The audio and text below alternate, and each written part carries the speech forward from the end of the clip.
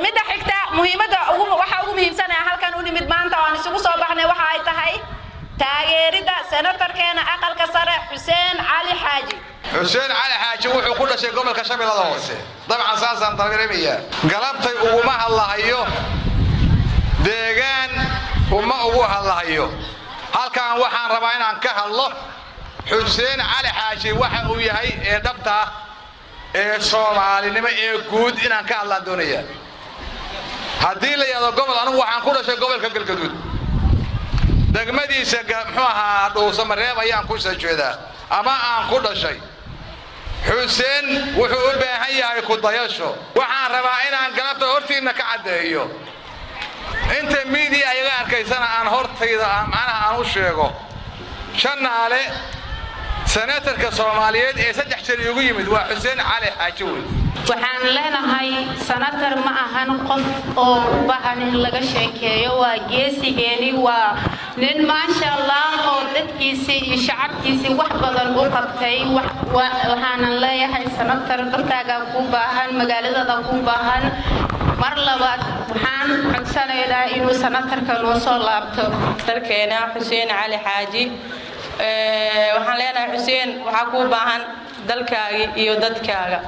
waxaan leenahay mar labaad noogu soo Xuseen soo mar labaad soo laawo Cabdullaahi Cali Axmed Waafo gudoomiyaha degmada Marke ee xarunta gobolka Shabeellaha Hoose Ibrahim Aadan Cali Najax gudoomiyaha gobolka Shabeellaha Hoose oo dhankood munaasabadan lagu casuumay oo goobta ka hadlay ayaa waxa ay si wada jir ah u sheegeen inuu yahay senator Xuseen Cali Xaaji nin dadaal iyo karti badan isla markaana wax badan maamulkooda kagala shaqeeyay gobolka Shabeellaha Hoose mudane senator waxaan ku leeyahay soo dhawow dalkaada iyo dadkaada soo dhawow senator waxaan kaaga mahad celinayaa waqtiga dheeraa ee juhdiga dheeraa ee dadaalkii badnaayay ee aad gelisay dalkaada iyo deegaankaada aad gelisay waan kaaga mahad celinayaa senator waxaan ku leeyahay shalay waxaad aheeday senatorkayga berritan waxaad ahaa doontaa senatorkayga haddii Ilaahay yiraahdo senator waxaan ku leeyahay noolaaw jir weligaada noo joog aad iyo aad ayaan ku soo dhaweynaynaa haddaanu nahay shacab weynihii deegaanka ama degmada Marka haddaanu nahay waan ku soo dhaweynaynaa senator waxaan ku xaqiijinaynaa in laga jecel yahay dadkaada iyo dalkaada dhexdooda nin laga jecel yahay inaad tahay waan ku xaqiijinaynaa sidoo kale waxaan ku xaqiijinaynaa dhammaan dawlad goboleedka Koonfur Galbeed in laga jecel yahay baan ku xaqiijinaynaa dawladda federaalka dhexdeeda in laga jecel yahay baan ku xaqiijinaynaa waxaan rabaa inaan u jeediyo madaxweynaha dawlad goboleedka Koonfur Galbeed Soomaaliya mudane Cabdicasiis Xasan Maxamed inaan iraahdo mudane madaxweyne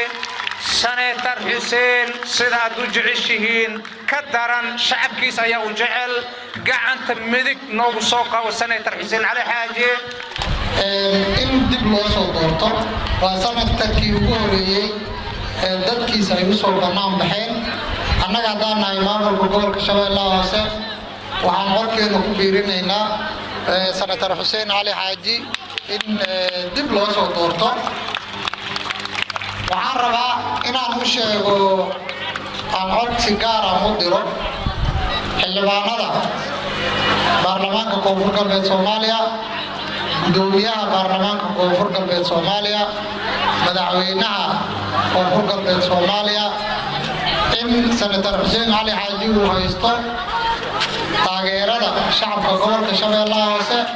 ayagana aan ka codsanayno maadaama waqtigoodii la joogo in ay codkooda siiyaan si uu u sii matalo shacabka gobolka Shabeellaha Hoose ka soo jeeda senator Xuseen Cali Xaaji oo kamid ah golaha aqalka sare ee dawladda federaalka ee Soomaaliya oo dhankiisa munaasabadan lagu taageerayay goobta ka hadlay ayaa waxa uu sheegay in mar labaad diyaar u yahay in bulshadiisa uu ku matalo kursiga golaha aqalka sare ee dawladda federaalka ee Soomaaliya isla markaana mar waliba uu diyaar u yahay in uu garab istaago bulshada oo ku matalo kursiga deegaan doorashada golaha aqalka sare ee dowladda federaalka ee Soomaaliya. waxaan rabaa inaan u mahadceliyo madaxweynaha dowlad goboleedka koonfur galbeed mudane cabdicasiis xasan maxamed laftagareen runtii oo aad ugu shaqeeyay deganaanshaha nabadda amniga deegaanada koonfur galbeed khaasatan magaalada marka oo dhibaato badan ka soo dhacday dadkood in mashruuci badan loo sameeyo iskuul loo dhiso suuqyadii la dhiso wax walba ay u baahnayeen in loo dhammaystiro waxaan rabaa mar kale inaan u mahadceliyo saaxiibkay gudoomiyaha gobolka Shabeellaha Hoose Ibraahim Aadan Najax